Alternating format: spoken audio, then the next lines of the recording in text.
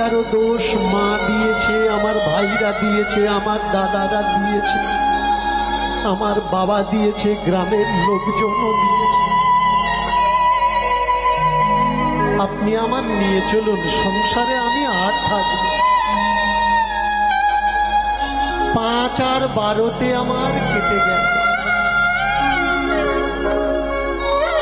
বললে ওরে 5 আর 12 নয়, 5 12 7। জীবের এই সংসারে এসে 8 7 কেটে গেল। সাজিতে গুজিতে হয়ে গেল বেলা। যখন জীব জানতে পারে তখন তো সাঙ্গ ভবের খেলা। আমায় নিয়ে চলো গুরুদেব। দুটো পায়ে ধরে অনুনয় বিনয়। বেশ বেশ বেশ, তোর তো অনুনয় করা লাগবে না। চল চল চল দেখি, চল আমার সাথে। শিষ্যকে নিয়ে চলেছে একেবারে বৃন্দাবনের দিকে। যতদিন গুরু আশ্রয় ততদিন মনের ভয় দূর হয়। আশ্রয় করিয়া ভজে তারে কৃষ্ণ নাহি তজে, আর সব মরে অকারণ। এর জন্যে আশ্রয় করো ওরে অবুঝ মন। গুরুর সঙ্গে এসেছে বৃন্দাবনে। বৃন্দাবনে এসে মনে করলো আমার সব পাওয়া হয়েছে। এদিকে ওদিকে এদিকে ওদিকে ছুটতে ছুটতে একটা শুকনো কুয়ার মধ্যে পড়ে গেছে। কুয়ার মধ্যে পড়ে গিয়ে কেমন বিশ্বাস দেখো। বললে তো হয় যে দাদা আমায় তোলো, বা কাকা আমায় তোলো, বা কে ভাই আছো আমায় তোলো। কাউকে বলছে না। কুয়ার মধ্যে পড়ে বলছে মাধব তুমি আমায় তোলো। একদিন নয়, দুদিন নয়, পুরো 15টা দিন কুয়োর মধ্যে পড়ে আছে। বৃন্দাবনে এসে কত বছর কাটিয়েছে? কাটিয়েছে আরো 10 বছর। 17 আর 10 27 বছর। এই 27 বছর বয়সে 7 2 আর 7, 27 বছর আসলে কিন্তু শূন্য, পিছনেও শূন্য, সামনেও শূন্য। এর জন্য 27 বছর বয়স আসলে মানুষ নানান স্বপ্ন দেখে। কেউ বা সব হারিয়ে ফেলে, আর কেউ বা অনেক কিছু পেয়েও যায়। 27 লিখতে গেলে 2 আর 7। 2 মানে দোটানা, 7 মানে সপ্ত স্বর্গ, সপ্ত পাতাল, সপ্ত সমুদ্র, সপ্ত রস, সপ্ত তত্ত্ব। এই 2 আর 7 হয় কত? যোগ দিলে 9।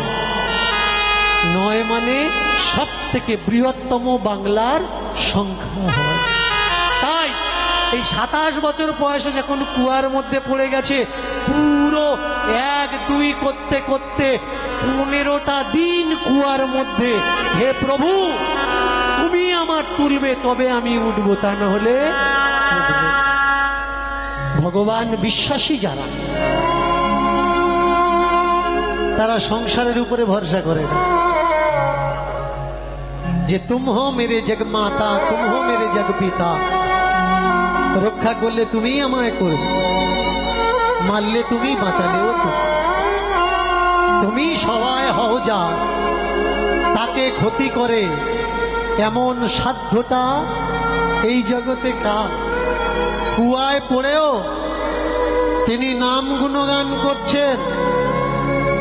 আধ্যাত্মিক পুরুষ যারা, তারা জিজ্ঞাসা করলো, হ্যাঁ রে সূর্যদাস, পড়ে গেছি, তোর মরার ভয় নেই?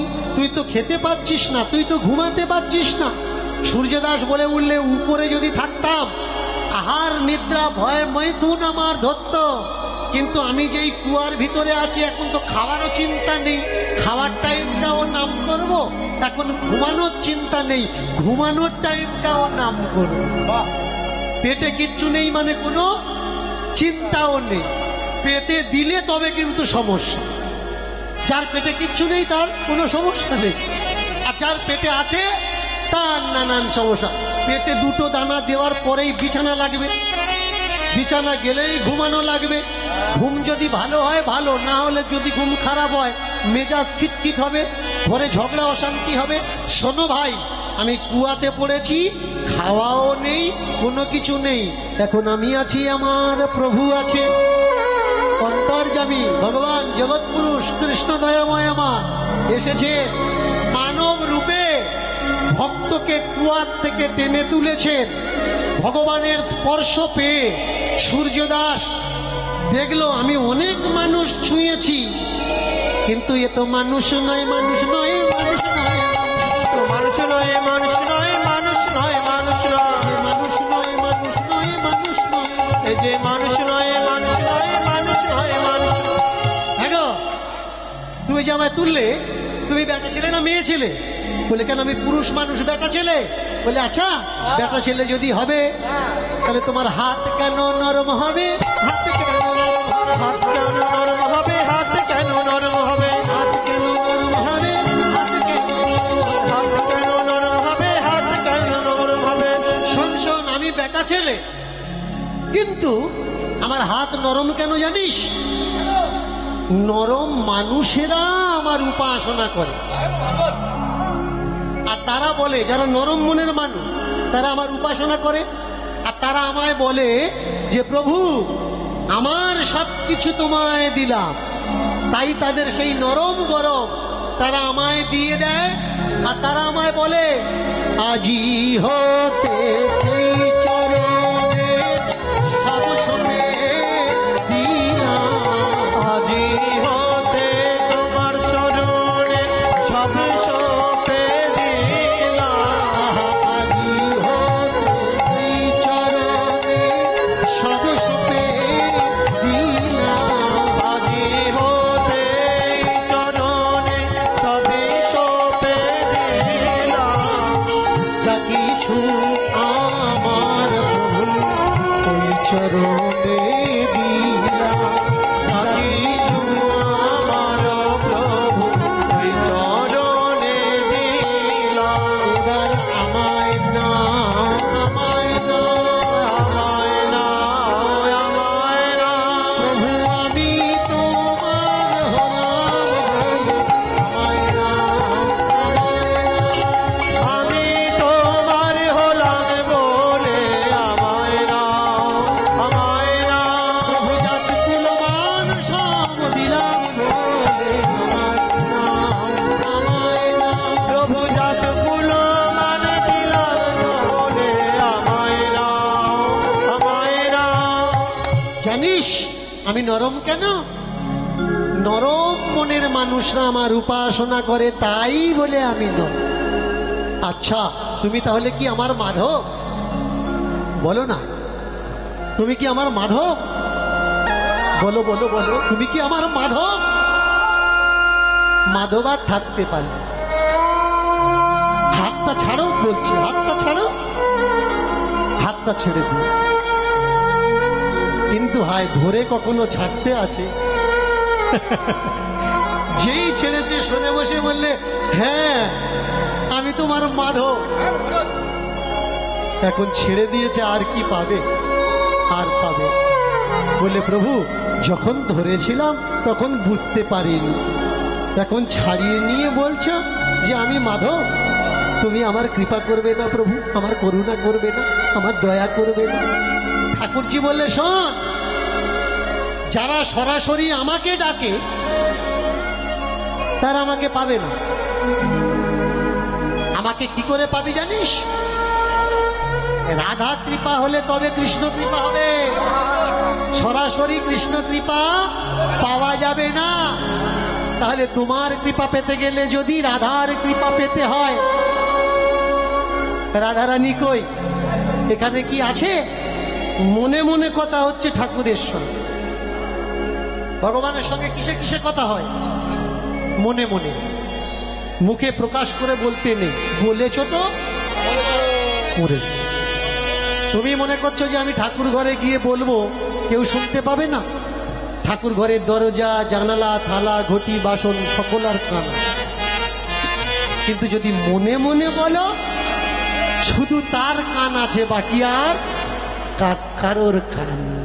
প্রেম সে বলো নিতাই গৌর হরি হরি হরি হরি ও। এইবার হলো কি, তাহলে রাধারানী কই? রাধা কৃপা পাওয়ার জন্য আমার আবার অপেক্ষা করা লাগবে? সেই মনে মনে বলে যে রাধা কৃপা কই, ঠাকুরজি বলে উঠলেন, ও রাধে, জানো না চেনো না একটা অন্ধ ছেলের অত কাছাকাছি কেউ যায়? ও তখন মনে মনে বলছে, কত কাছাকাছি হতে পারে ঠাকুর, চোখে তো দেখতে পায় না। বললেই দেখো তুমি একেবারে ওর ডান দিকে চলে গেছো। তো সেই বলেছে তুমি ডান দিকে চলে গেছো। রাধে বললে, কি আছে, আমার কি ধরবে নাকি? আমার ধরবে না? এই তুমি আমার ধরবে নাকি? ভক্ত বলছে, না না, আমি তোমায় কেন ধরবো, আমি তো চোখে দেখতেই পাই। ঠাকুরজি বলে, দেখেছো তোমার মানা করলাম, সেই তুমি একেবারে এক বিগত দূরে গেলে। যেই বলেছে এক বিগত দূরে গেলে, সূর্যদাস একেবারে খপ করে পা ধরেছে, এবারে চরণখানা ধরেছে, চরণখানা ধরেছে, চরণখানা ধরেছে, এবার চরণখানা ধরেছে। রাধে কৃপা করে বলে চরণখানা ধরেছে, রাধে কৃপা করে বলে চরণখানা ধরেছে। রাধে কৃপা করে বলে চরণখানা ধরেছে। যেই পা ধরেছে, রাধারানী বললে, ঠাকুর ও কি ধরতে পারতো?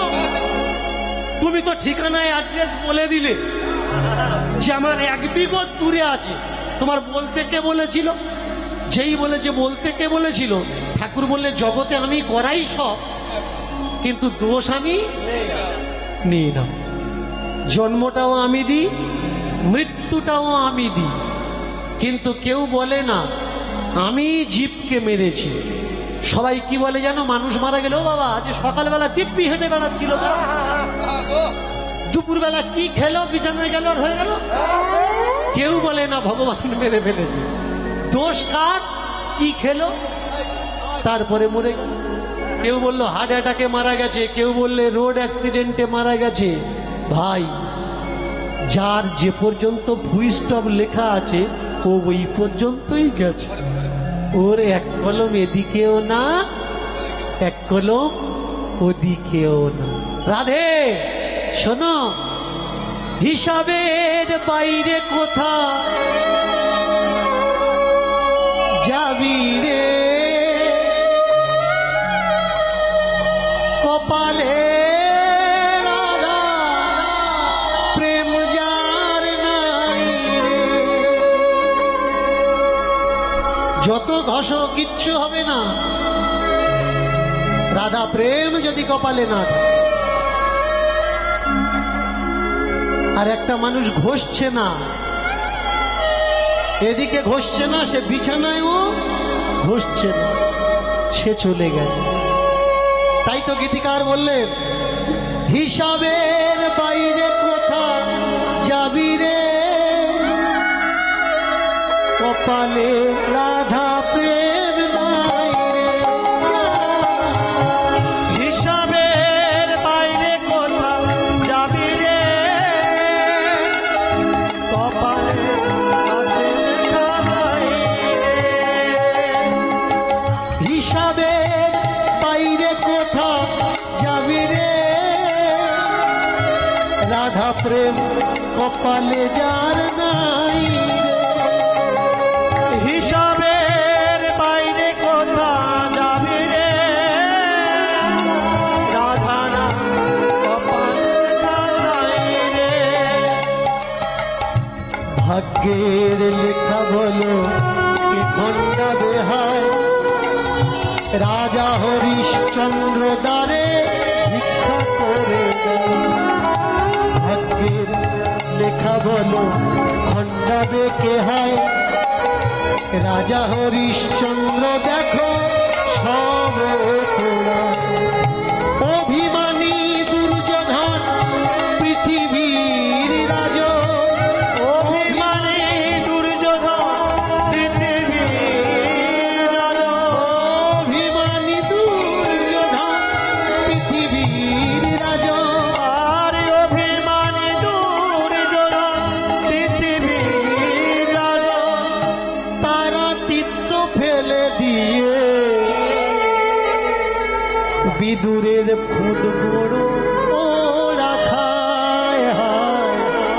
কপালের বাইরে কোথায় যাবি রে রাধা প্রেম কপালে যার নাই রে বাইরে কোথা যাবি রে রাধা না থাকে নাই কপালে ছিল পঞ্চ পাণ্ডব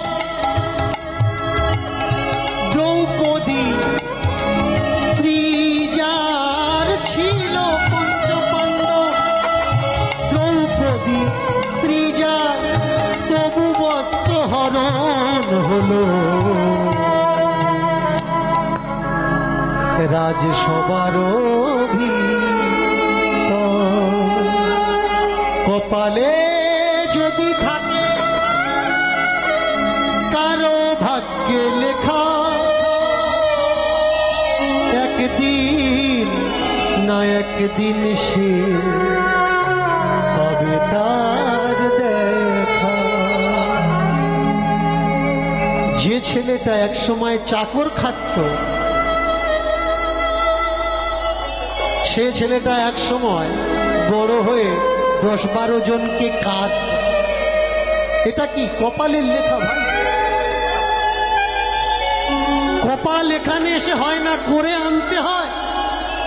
আর বাকিটা ভাগ্য এখানে এসে তৈরি করতে হয়। ভাগো ভাগো ইতি ভাগ্য কপাল তৈরি হয়ে আসে, এখানে এসে হয় না।